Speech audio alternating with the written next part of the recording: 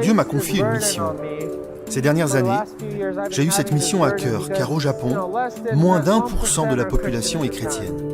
C'est un grand pays, avec beaucoup de gens, mais pour une raison quelconque, l'évangile éternel n'est pas répandu.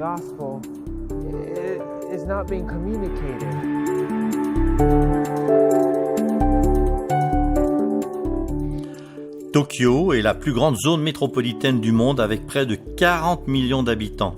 Partager l'amour de Dieu dans une ville de cette taille peut sembler impossible, mais Dieu peut utiliser n'importe qui, même quelqu'un vivant de l'autre côté du monde, pour susciter le changement.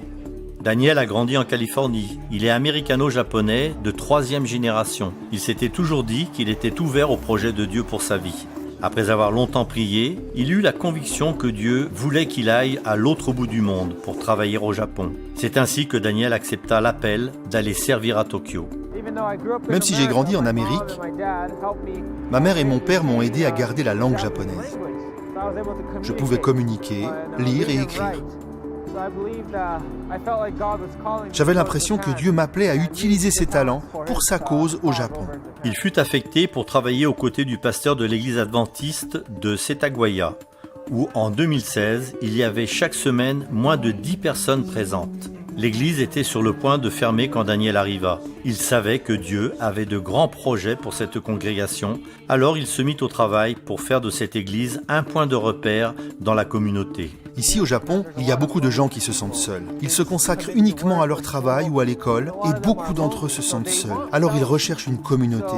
Donc, je pense que c'est ce dont les Japonais ont besoin. Nous devons juste nous mêler à eux. Se mêler aux gens n'est qu'une des étapes de la méthode du Christ. Jésus s'est mêlé aux gens pour connaître leurs besoins et gagner leur confiance. Daniel décida d'essayer de relancer l'esprit de la mission de cette église avec une nouvelle approche. Il invita les jeunes et organisa une formation à l'évangélisation pour eux à l'église. Nous invitons les jeunes lycéens et les jeunes adultes. Nous passons 3 semaines ensemble à l'église. Nous mangeons ensemble, nous partageons des messages spirituels, nous passons du temps dans la louange, faisons des études bibliques et nous apprenons à frapper aux portes, à communiquer avec les gens, à prier avec eux. Cela a été une bénédiction. Les élèves grandissent énormément. Ils se sentent plus que jamais adventistes du 7e jour et ont l'esprit de mission. Cette église, autrefois en déclin, s'est transformée du jour au lendemain en centre de formation pour les jeunes. Alors que les jeunes membres tendaient la main à leur communauté locale par la prière et l'interaction personnelle, la fréquentation fut multipliée par 5 et cela se répandit dans toute la communauté. Quand nous sortons dans cette communauté, parfois nous avons du mal à rencontrer les gens du quartier. Mais parfois Dieu envoie des gens à notre église. Et quand les gens viennent ici, je sens que Jésus travaille pour cette église. L'église est maintenant essentiellement dirigée par des jeunes. Ils sont animés par une passion pour atteindre les gens de Tokyo pour Jésus. Et si vous leur demandez pourquoi ils aiment cette église, cette église est vraiment spéciale parce que les jeunes ont la possibilité, la passion et l'énergie afin d'atteindre les gens.